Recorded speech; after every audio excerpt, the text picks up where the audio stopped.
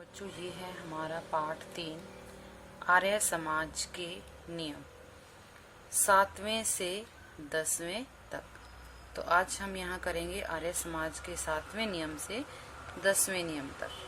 आर्य समाज के 10 नियम हैं। आर्य समाज क्या मानता है और आर्य समाज के सदस्य को कैसा आचरण करना चाहिए, यह पहले 6 नियमों में बताया गया है। तो बच्चे, जो आर्य समाज के 6 नियम हैं उनमें हमें हमारा आचरण अच्छा होना चाहिए, सदाचार होना चाहिए, ये सभी इसमें बताया गया है। और अंतिम 4 नियमों का संबंध सामाजिक व्यवस्था एवं सामाजिक व्यवहार से है कि हमारा समाज में व्यवहार कैसा होना चाहिए, हमें एक दूसरे से कैसा व्यवहार रखना चाहिए, सदस्य को समाज के प्रति अपने कर्तव्य का पालन कैसे करना चाहिए, यह इन नियमों में बताया गया है। ये 4 नियम इस प्रकार है। तो हमें समाज के प्रति हमारे कुछ कर्तव्य भी दिए गए, जैसे हमें अधिकार मिले हैं वैसे हमारे कुछ कर्तव्य भी है समाज के प्रति। तो हमें किस प्रकार इन कर्तव्यों का पालन करना है, तो हम पढ़ते हैं इन नियमों में। नियम 7वां, सबसे प्रीति पूर्वक धर्मानुसार यथा योग्य वर्तना चाहिए। तो हम बच्चों, हमें सबके साथ प्रेम पूर्वक धर्म के अनुसार, हमारा मानवीय धर्म है तो हमें सबको मानव धर्म के अनुसार प्रेम से व्यवहार करना चाहिए, ना कि किसी के साथ लड़ाई झगड़ा करना चाहिए। अविद्या का नाश, अविद्या क्या होती है, जो हमारे अंदर बुराइयां होती हैं, हमें उन बुराइयों का नाश कर देना चाहिए और विद्या की वृद्धि करना चाहिए। जो हमारी विद्या है, जो हमारी उन्नति है, ठीक है, जो हमारा ज्ञान है, उसको बढ़ाना चाहिए। प्रत्येक को अपनी ही उन्नति में संतुष्ट नहीं होना चाहिए, किंतु सबकी उन्नति में अपनी उन्नति समझनी चाहिए। हमें इतना स्वार्थी नहीं होना चाहिए कि सिर्फ अपनी ही प्रोग्रेस, अपनी ही उन्नति की तरफ ध्यान दे, बल्कि सबकी उन्नति में ही, जब सभी पूरा समाज प्रोग्रेस कर रहा है, पूरा समाज उन्नति कर रहा है, तो उसमें अपनी उन्नति समझनी चाहिए। सब मनुष्यों को सामाजिक सर्वहितकारी नियम पालने में स्वतंत्र रहना चाहिए। अब हमारे समाज की तरफ से कुछ नियम भी है, पर ये नियम इतने नहीं है कि हम पूरी आजादी के साथ, हमें समाज के हित में रहकर, सभी के हित में रहकर, अपने नियमों में रहकर, अब संयम में रहकर इन नियमों का पालन करना है। हम अपने हित के लिए स्वतंत्र हो सकते हैं, लेकिन समाज की तरफ से हमें सबका हित ध्यान में रखना चाहिए। समाज में प्रेम और धर्म का प्रसार भाषणों से नहीं, अपितु प्रेम और धर्म के व्यवहार से ही संभव है।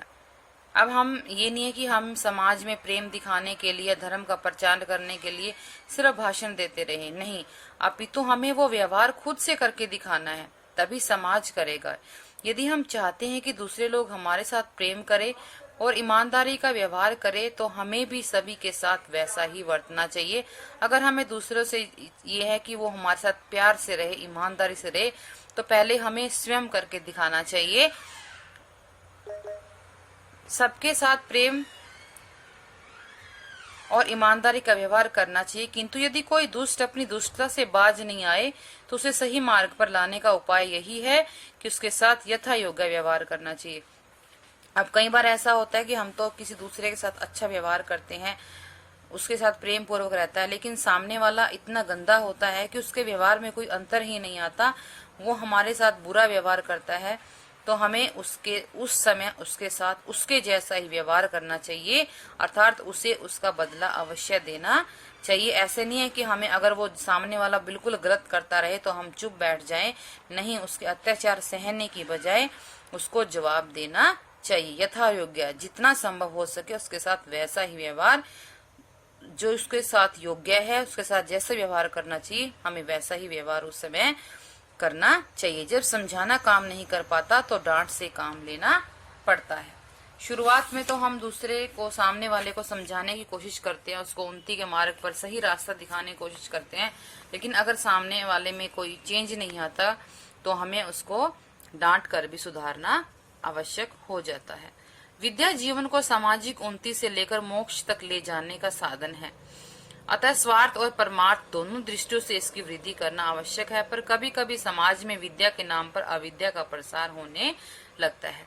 अब जब हमें सामाजिक उन्नति की बात आती है तो सबसे पहले विद्या की बात आती है कि अगर हमें ज्यादा से ज्यादा ज्ञान बढ़ाना चाहिए, तभी हमारा समाज उन्नति की तरफ जाता है।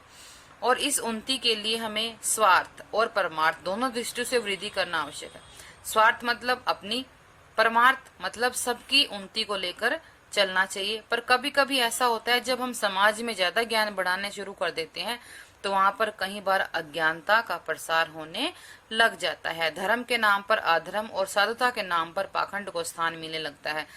अब कई बार जब हम कहते हैं कि हमें समाज में धर्म का प्रचार करना है तो कुछ लोग ऐसे होते हैं जो धर्म के नाम पर अधर्म गलत काम करना शुरू कर देते हैं और भक्ति के नाम पर वो पाखंड रचाना शुरू कर देते हैं।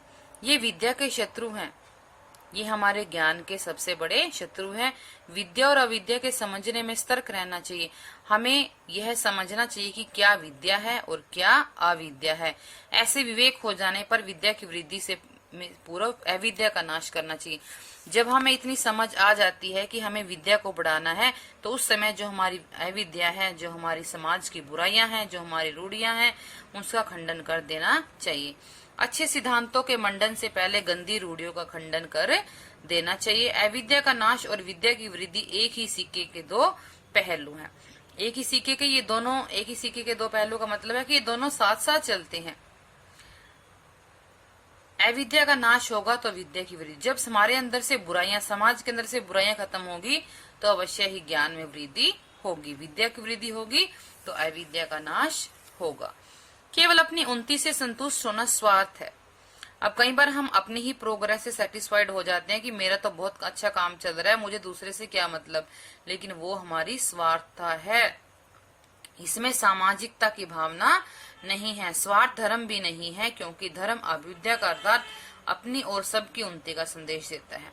अब हमें हमारा धर्म भी क्या बताता है कि हमें सबकी उन्नति में अपनी उन्नति समझनी चाहिए। समाज के प्रति अब हम अपना कर्तव्य तभी पूरा करेंगे जब पूरे समाज की उन्नति के लिए प्रयत्न करें, सबकी उन्नति में ही अपनी उन्नति समझे। तो हमें ऐसे कार्य करने चाहिए जिससे हमारी उन्नति भी हो और उसके साथ साथ समाज की उन्नति भी हो। एक मैं आपको उदाहरण देती हूँ। जैसे एक किसान होता है, जब वो फसल पैदा करता है तो उसको तो लाभ होता ही है, लेकिन वो पूरे समाज का पालन पोषण करता है, पूरे समाज का पेट भरता है, तो वो होती है वो अपनी उन्नति में समाज की उन्नति भी करता है। अगर हम अकेली उन्नति करेंगे तो जिएंगे कैसे, क्योंकि हमें जीवन जीने के लिए समाज की आवश्यकता होती है। राजनीतिक और सामाजिक स्वतंत्रता का अर्थ मनमानी करना नहीं है। अगर हमें राजनीतिक और समाज की तरफ से स्वतंत्रता मिल जाती है तो इसका अर्थ ये नहीं है कि हम अपने मनमानी करें, अपने ढंग से जीवन जिए। मनमानी करने पर तो सारे समाज में अराजकता फैल जाएगी। समाज के सर्व हितकारी नियम पालने में व्यक्ति को स्वतंत्र ही रहना चाहिए, अर्थात समाज के नियमों को तोड़ना नहीं चाहिए, निष्ठापूर्वक उसका पालन करना चाहिए। अब यहाँ पर क्या अर्थ है कि जो समाज की तरफ से हमें स्वतंत्रता है, हमारे समाज में भी ये कहा गया है हमारे संविधान में कि व्यक्ति को कहीं भी आने जाने की स्वतंत्रता है, वो किसी भी धर्म को मानने की स्वतंत्रता है, लेकिन उस स्वतंत्रता का भी हमें नियमों में रहकर ही पालन करना चाहिए। वहाँ वो स्वतंत्रता का हमें गलत फायदा नहीं उठाना चाहिए। अगर हम अपनी ही मनमानी समाज में करेंगे तो पूरे समाज में लड़ाई दंगे हो जाएंगे और व्यक्ति एक दूसरे के साथ लड़ना झगड़ना शुरू कर देगा। तो हमें समाज का नियम का पालन करते समय परतंत्र ही रहना चाहिए। परतंत्र मतलब समाज के अधीन रहना चाहिए और समाज के नियमों को तोड़ना नहीं चाहिए। निष्ठा पूर्वक अब पूरा संकल्प के साथ, पूरा दृढ़ निश्चय के साथ उसका पालन करना चाहिए। हमें सर्वहितकारी तो सबके हित की बात, अर्थात सबकी भलाई के काम करने चाहिए। भले कार्य अनंत हैं, असंख्य हैं, इसे अपनी और दूसरों की भलाई के लिए हम कौन सा कार्य करें, इसी चुनाव में सब स्वतंत्र रहें। अब बहुत सारे ऐसे कार्य हैं जिससे हम दूसरों की भलाई कर सकते हैं, लेकिन ये हमें खुद से चुनना है कि हमें कौन से ऐसे कार्य करें जिससे अपनी उन्नति के साथ साथ सबकी उन्नति हो। तो इस पाठ में बताने का उद्देश्य यही है कि हमें अपनी उन्नति के साथ साथ समाज की उन्नति का भी ध्यान रखना चाहिए, तभी हम उन्नति की तरफ हमारा समाज प्रगति करेगा। धन्यवाद।